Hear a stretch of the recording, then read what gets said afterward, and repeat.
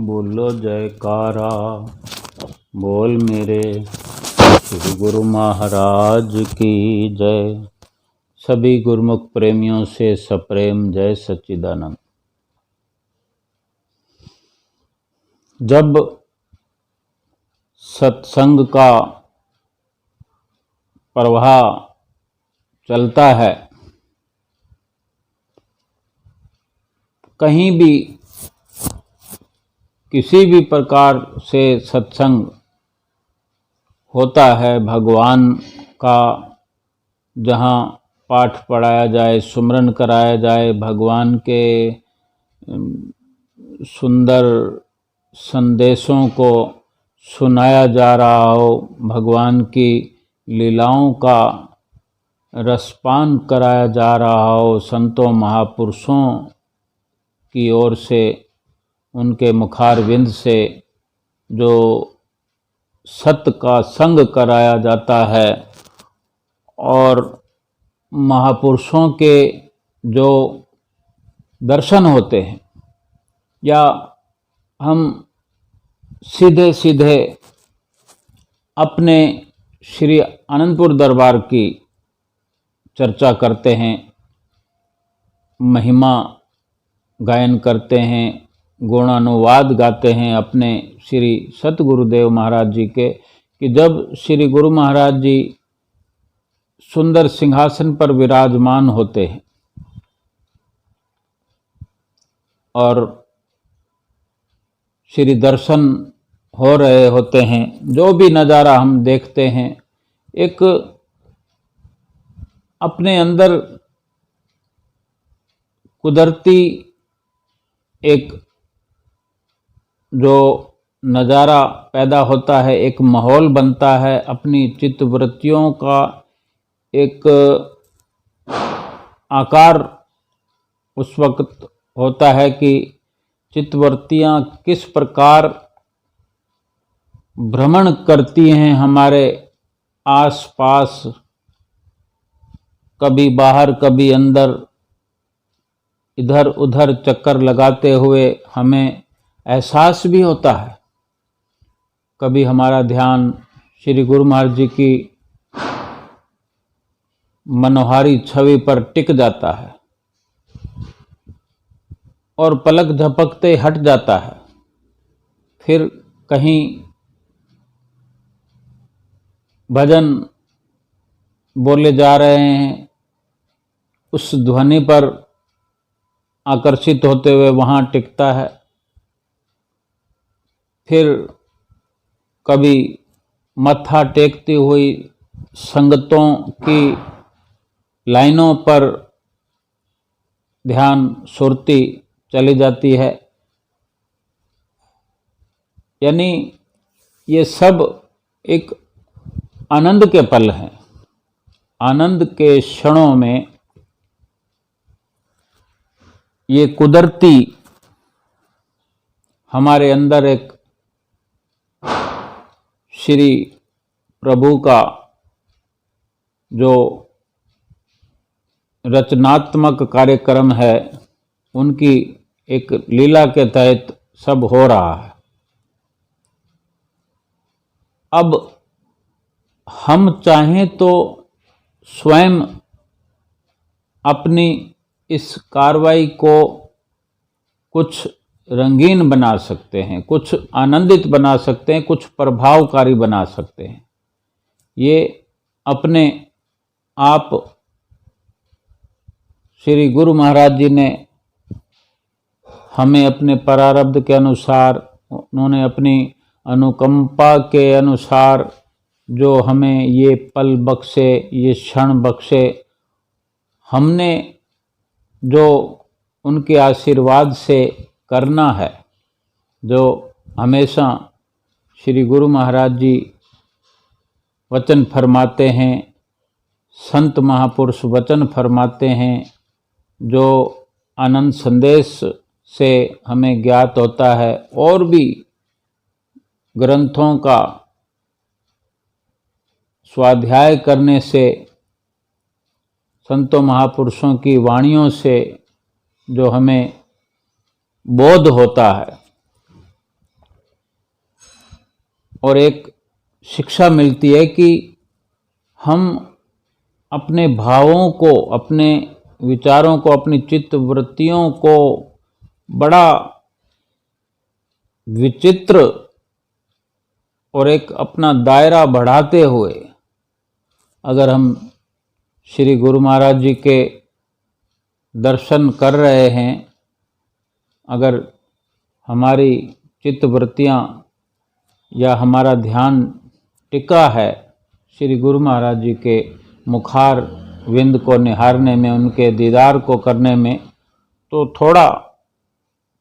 प्रभावशाली तरीका अपनाते हुए, थोड़ा अपनी तरफ से हृदय की, अपने मन को विलीन करते हुए उन श्री दर्शनों पर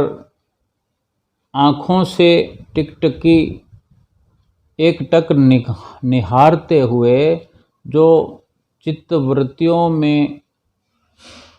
हो रही झनकार है उसको तेज किया जा सकता है हमारी ओर से, और बहुत ही वेग से, विरह से, वैराग से उन दर्शनों को अपने अंदर भरते हुए एक अलग ही आनंद को प्राप्त किया जा सकता है और करना चाहिए। जिस तरह भजन बोले जाते हैं और हम सुन रहे होते हैं, कानों से सुनते हैं, आँखों से देखते भी हैं, लेकिन वो जहाँ तक है अधिक सुनने की बात है, देखने से ज़्यादा सुनने की बात है। और उस वक़्त जो हमने करना है अपनी चित्तवृत्तियों से, अपनी चित्तवृत्तियों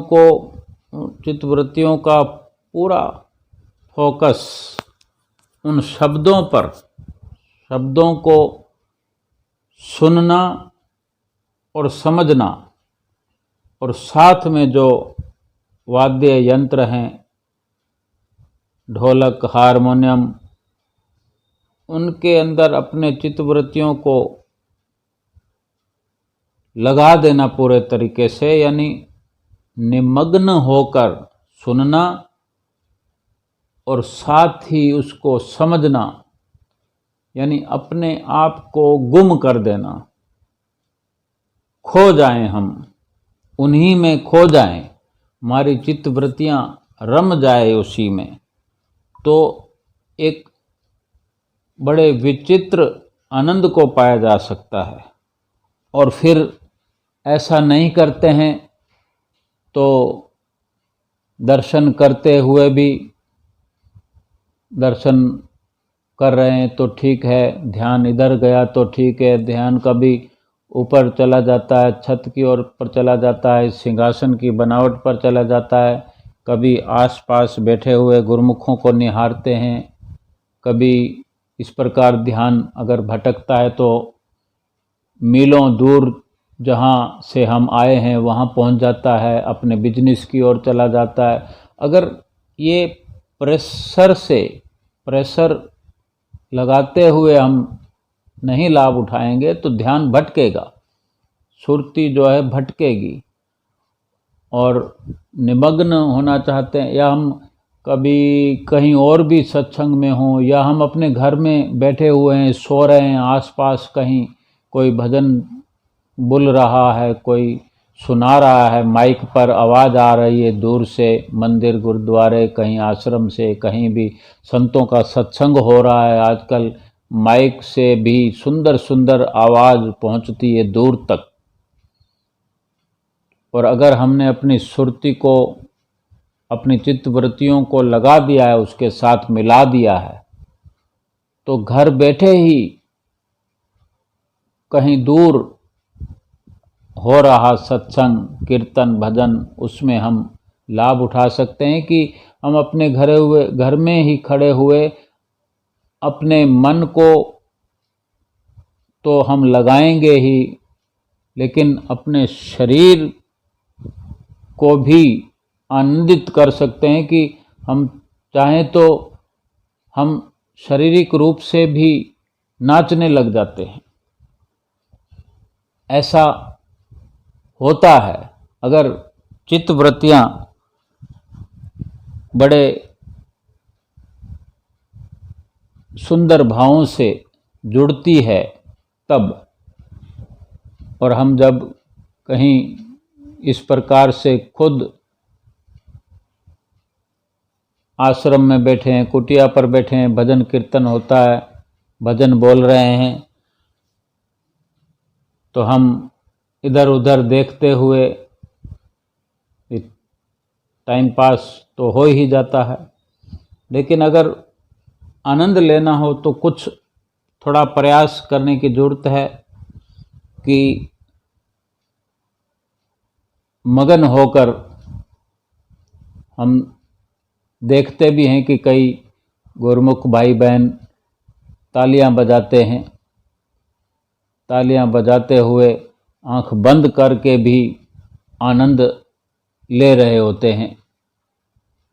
हम भी चाहें तो वो आनंद ताली बजाकर भी ले सकते हैं।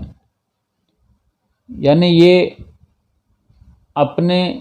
पर निर्भर करता है कि आनंद को चाहें तो थोड़ा प्राप्त करें, अधिक प्राप्त करें। समय तो उतना ही लगना है, उतने ही समय के अंदर कम या ज़्यादा प्राप्त करना ये हमारे दामन पर निर्भर करता है कि जितना हम दामन अपना बढ़ाएंगे, अपना दायरा बढ़ाएंगे। अपने दायरे को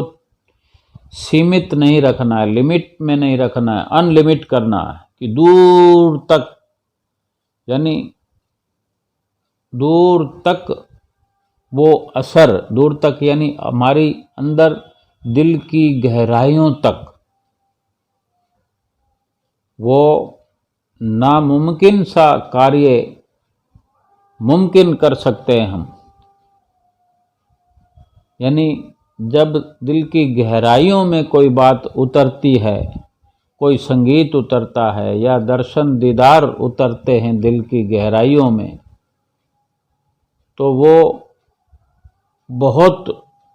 ऊंचाई तक फलीभूत होता है। वो इस प्रकार सब कुछ अपने अंदर स्टोर हो जाता है, कैद हो जाता है कि फिर वो चाहे बाहरी दृश्यों के नज़रिए से, बाहरी तौर पर वो दृश्य चाहे समाप्त हो जाएं, लेकिन आंतरिक तौर पर वो अंतिम श्वास तक चलता है, बरसों तक चलता है। और अंतिम श्वास के बाद भी क्या, अगले जन्मों के लिए भी कोई मुश्किल कार्य नहीं है। अगले जन्मों में भी वो एक कड़ी बनकर, यानी इस प्रकार नित्य प्रति का सत्संग, आए दिन हम सत्संग में प्रवेश करते हैं या नित्य प्रति जाते हैं, किसी भी माध्यम से श्री दर्शनों का मौका, या हम 15 दिन के लिए दर्शन करने जाते हैं श्री गुरु महाराज जी के, लगातार 15 दिन में, एक दिन में कितनी बार हमें मौके मिलते हैं, तो 15 दिन में कितने मौके मिले, तो वो एक बहुत बड़ा एक, जिस प्रकार पाप करते हुए हमने, पाप एकत्र होते हुए हमको जो दुखों का पहाड़ भोगना पड़ता है, एक गट्ठर बन जाता है, एक दुखों का बहुत बड़ा वो जमावड़ा हो जाता है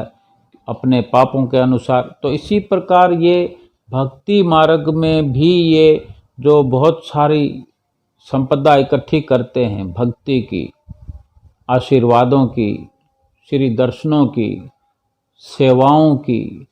तो ये भी एक बहुत बड़ा जमावड़ा हमारे अंदर हो जाता है। और ऐसा बार बार होते होते होते यही तो फिर संस्कार हैं। यही संस्कार फिर बीज बनकर जब हम बोते जाते हैं तो इसी चलते पिछले कर्म भी हमारे नष्ट हो जाते हैं और आगे के लिए, इस जीवन के साथ साथ आगे के लिए भी ये हमारा भक्ति और भजन का सरमाया जो है हमारे 84 लाख योनियों से हमें बचाते हुए हमारे लिए स्वर्णिम इतिहास बनाते हैं कि हमारा लोक तो सुधरे ही सुधरे परलोक संवर जाता है, और जो कार्य करने के लिए इस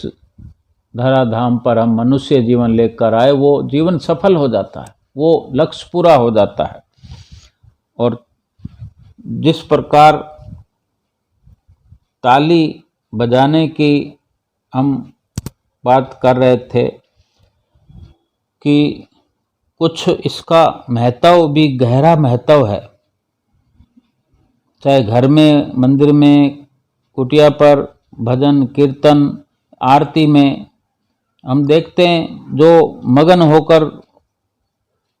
आरती करें, तालियां बजा सकते हैं, तालियां बजाते होते हम भी कर सकते हैं, तालियां बजाते हुए एक लय के अंदर और उसको अपने अंत मन से जोड़ते हुए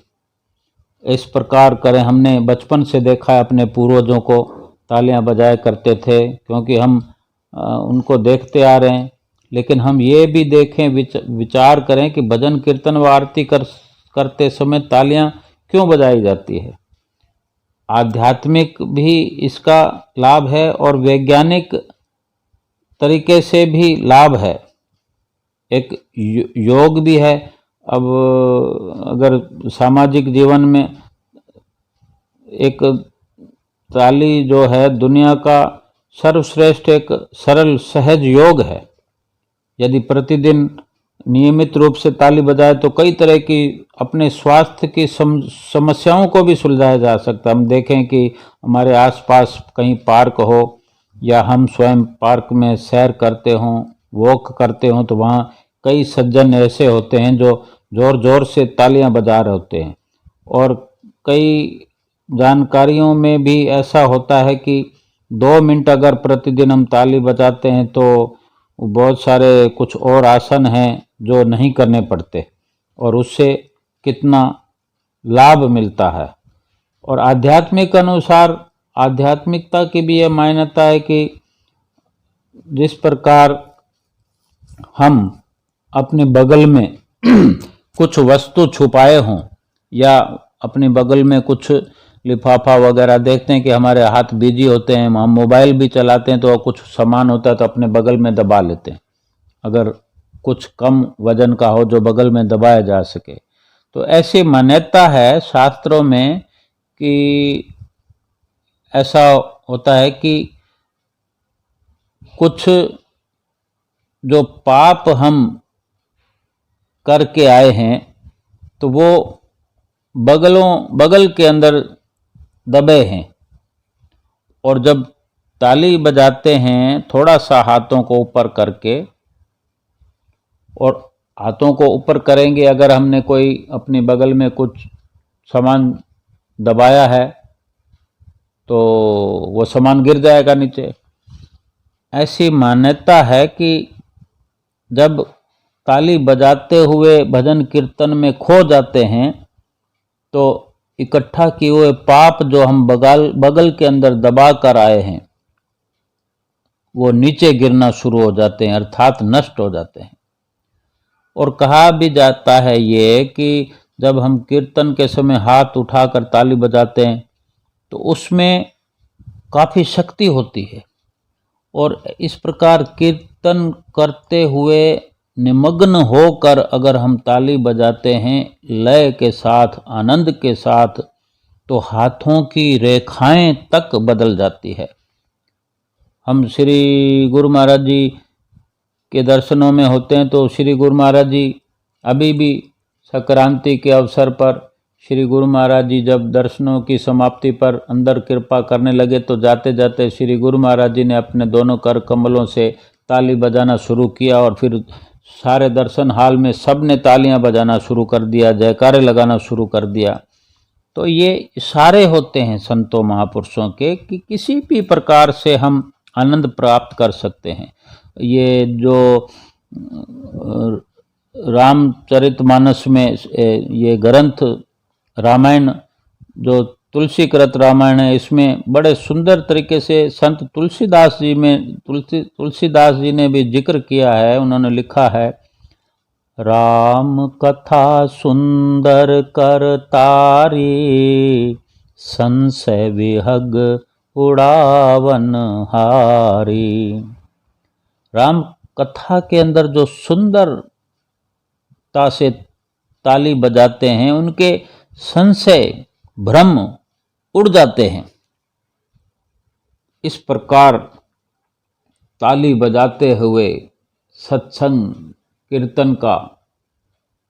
सत्संग को सुने मौन होकर, और जब भजन कीर्तन ढोलक और वाद्य यंत्र बजते हैं तो थोड़ा अपने शरीर में हरकत लाते हुए, शरीर को थोड़ा सा हलचल में लाते हुए, थोड़ा प्रयास करते हुए, तो वो एक संस्कार बनकर, भक्ति के संस्कार बनकर बोए जाते हैं। और फिर यही संस्कार हमारे, जब मौन धारण भी किया हो तो यही फिर वाद्य बनकर हमारे मस्तक मंडल पर, हमारे पूरे रोम रोम को आनंदित करते हैं। बोलो जयकारा बोल मेरे श्री गुरु महाराज की जय।